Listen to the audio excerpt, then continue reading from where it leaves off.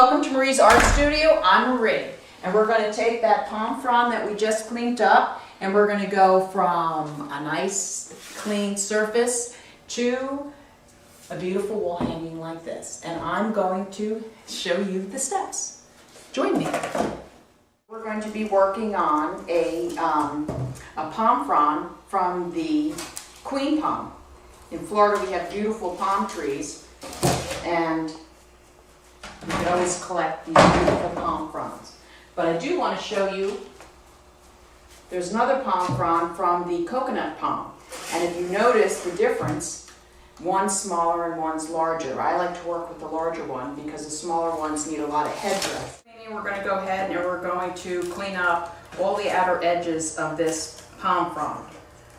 Okay, so once we've got it all cleaned up and we've trimmed our queen palm frond, we're going to use sandpaper to get off. There's like a little skin on the palm frond that we want to get off, and to get a little tooth, because this now is like a piece of wood and we want to have our paint stick to this and not to peel off.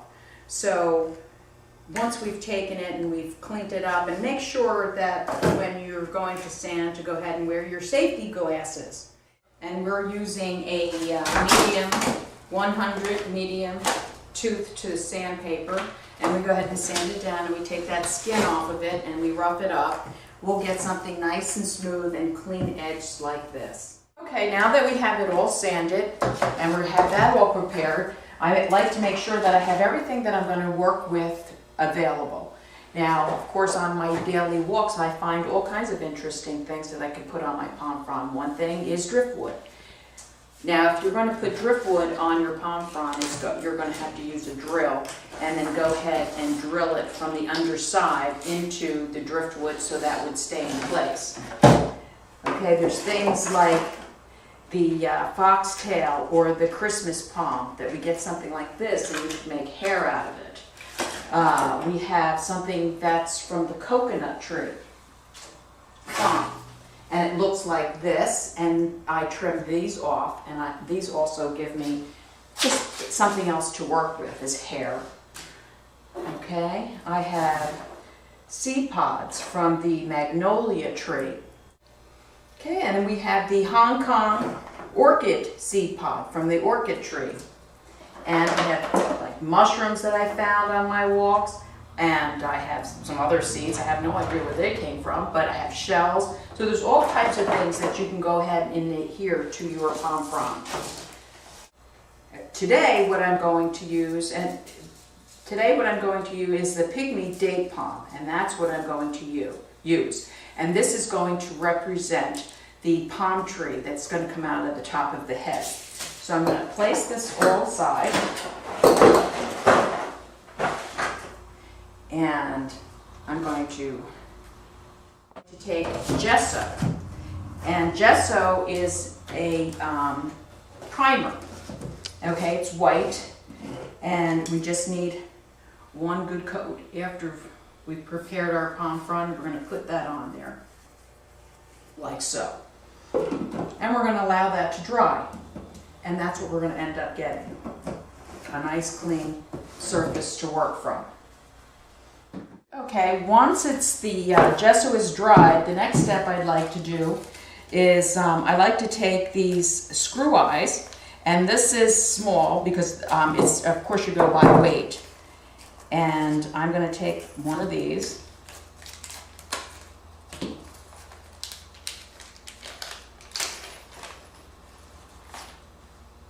And I just take it and I screw it. I find a meaty part of the palm frond, and I take it and I go ahead and screw it in. Just as simple as that. Now I make sure I put it down far enough on the palm frond, so when I am hanging, I'm using the wire and I'm going to hang it. I'll put the wire on. I do not want it to go past the top of the head. And again, follow your directions on how to put wire on a frame. Okay, and I take a wire cutter And I trim it with the wire, and I pull it through the hoop. Okay. Now this just makes it easier that when I go ahead and I put the hair on, that I'm not turning it over and trying to put it on once everything is in place. Or if I have a lot of shells or something on here, I don't want to be breaking them off. And we're ready to go ahead and design our palm frond. And like I said, we're going to be using the seed pods from the pygmy date palm. And this is going to represent the palm tree. And I like to go ahead and attach my items to the palm frond first before I go ahead and paint, because it sticks a lot better that way.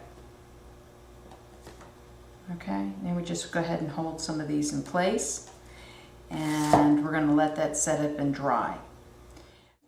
So we're going to put quite a few of these on here to make it interesting, and we're going to build it up.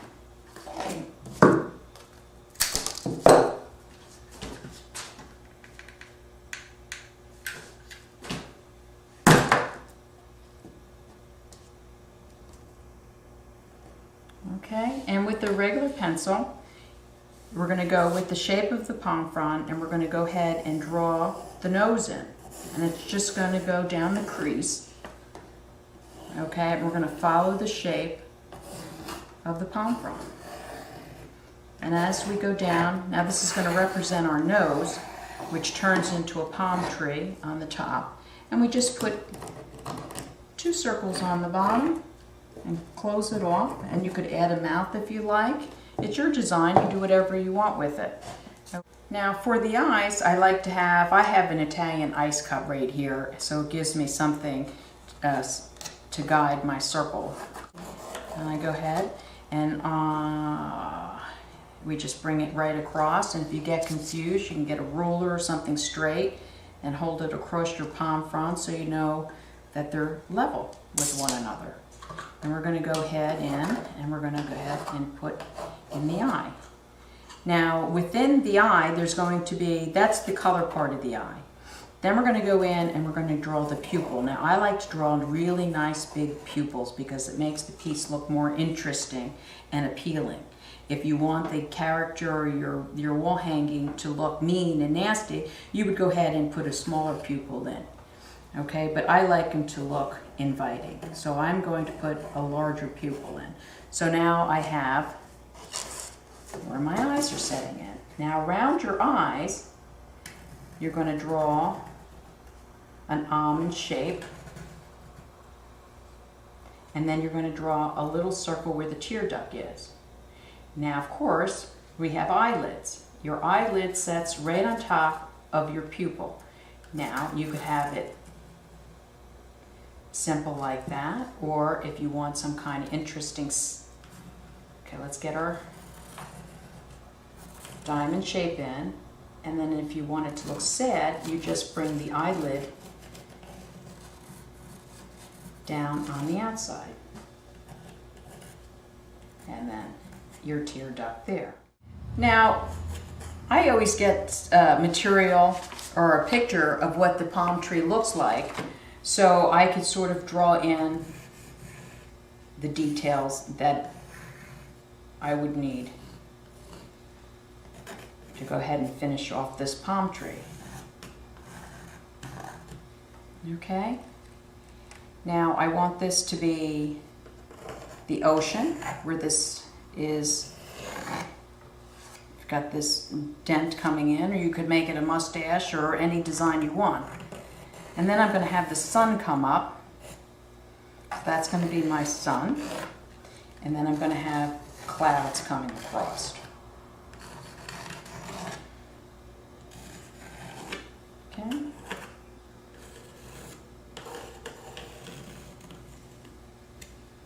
then the bottom is ocean.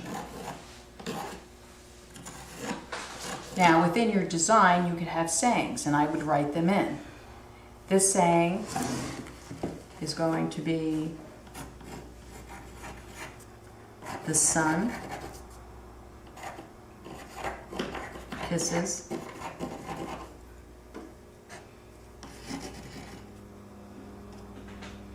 the earth good night. But you can have a little poem or any little hidden message, and there are no message at all. It could just be a design. You're going to use acrylic paint. I use the heavy-bodied acrylic paint because it covers the surface a lot better. And I use just any type of brush for acrylic paint. Synthetic is a good brush to use. It's inexpensive. And then I go ahead and just paint onto the palm frond. See, now that's why you needed that nice white gesso, so your colors stay nice and clear and you can see where you're going a lot easier. You can see your pencil lines, and it's as simple as that. And you rinse it off with water, and then you go ahead. Now, these acrylic paints come in such a variety of color, you don't even have to mix. If you want something color lighter, you just have to get some white paint, add it to it, and it will make whatever color you're using lighter. But in this case, I have all the different colors I need right here, and I'm going to go ahead and put the acrylic paint right on. Follow my lines.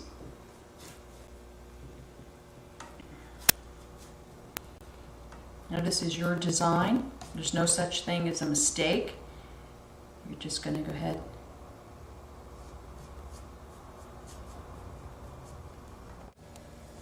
Okay, and acrylic paint is great to use. It's water cleanup and it dries really nice and fast. Okay, I want a nice sunset on my piece.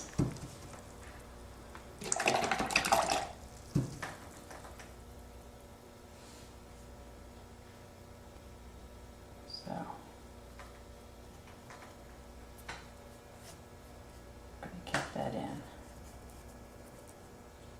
Now we're going to go ahead and work on the eyes, because I just want to show you something that's very important about the eyes.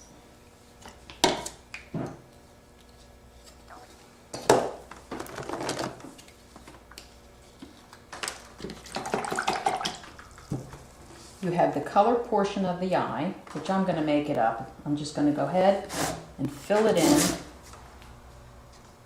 I want this purpley blue color to be my color portion of my eye. And I'm going to allow that to dry. And of course, with a smaller brush, I'm going to go ahead and put the white portion of the eye in where the tear duct is. We're going to get the white portion of the eye in. And then we're going to allow that to dry before we go ahead and put the dark pupil in our eye. And I'm choosing this red for my eyelid on this piece. See, when you put that gesso on, how easy your paint flows onto your palm frond. And we're going to put the pupil in the eye. Okay.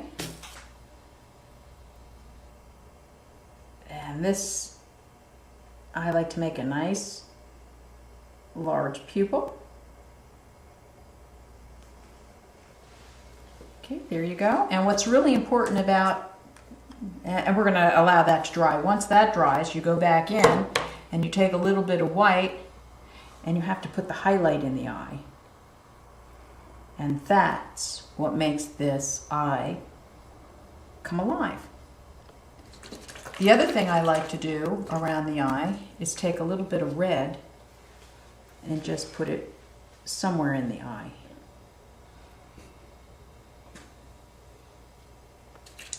Now it really does jump right out as an eye. Now as far as the hair goes, I just take my acrylic paint and go ahead and paint it in. Hand paint all this in.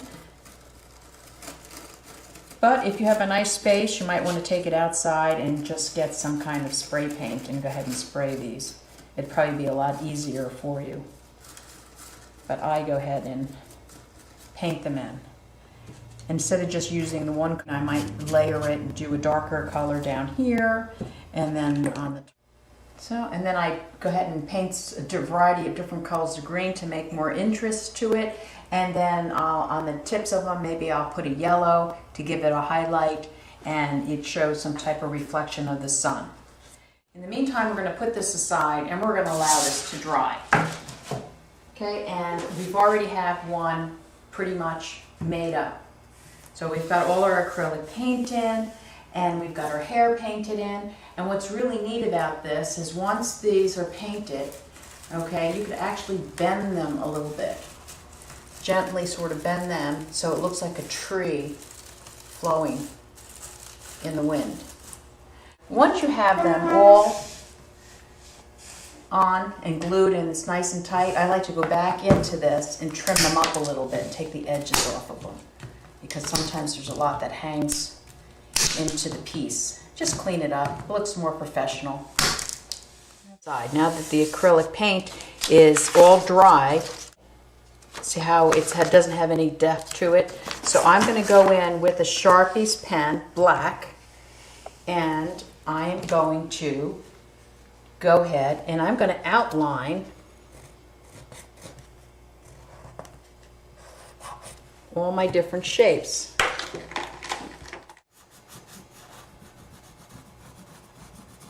Okay, I'm going to outline my nose. I'm going to outline my sun. Oh, you can see I use quite a few of these Sharpie pens.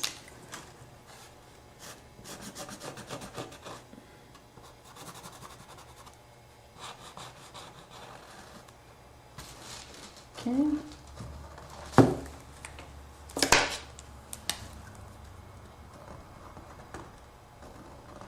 There we go. Now we're getting depth in our design.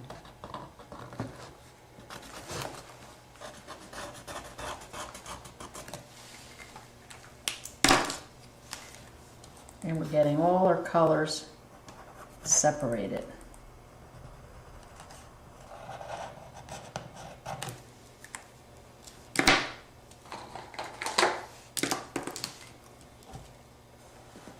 Oh, there's one that works better.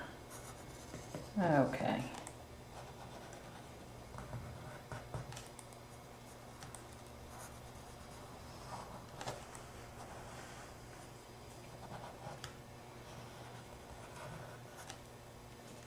Everything here. Now we're going to the next step, and that is putting all these little interesting dots.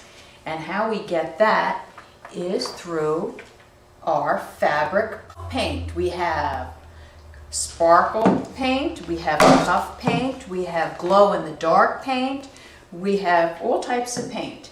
I'm going to follow the different colors, or you can change the colors and go from a dark background to light dots. You can actually write in the secret message with the paints, and you can get these at any art store. They're inexpensive. So now we take and we follow our design, and we just go ahead in and put our dots right on our palm frond.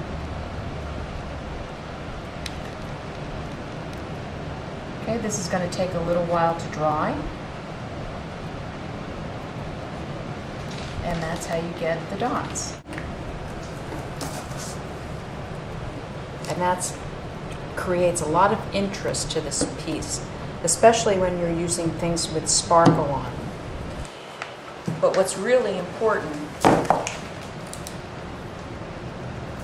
are the highlights. Because highlights in any piece of work makes the piece pop. And it shows all. And like I said, you could actually write with paint.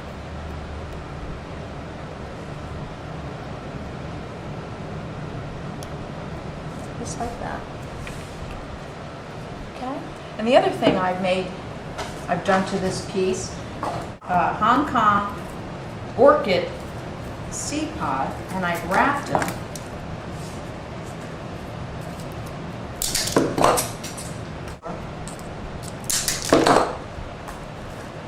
just to give it another dimension. There you go. Okay, and at the end, all your leftover paint, you can go ahead and put it in the back. Make a little design. You can sign your name to it, date it, so you know when you've made it. And the last step we're going to do is go ahead and we're going to put this gloss medium, and it's for acrylic paint. And it's like a varnish. And you'll go ahead and put it all over the back. And you can go ahead and put it on your bumps in the front. It dries clear. And I bring it all the way up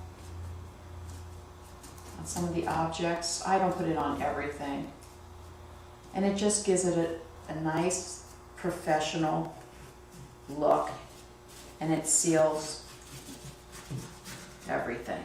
And of course you can buy the smaller container. You don't have to get something so large. So enjoy yourself, have a good time. Art is everywhere.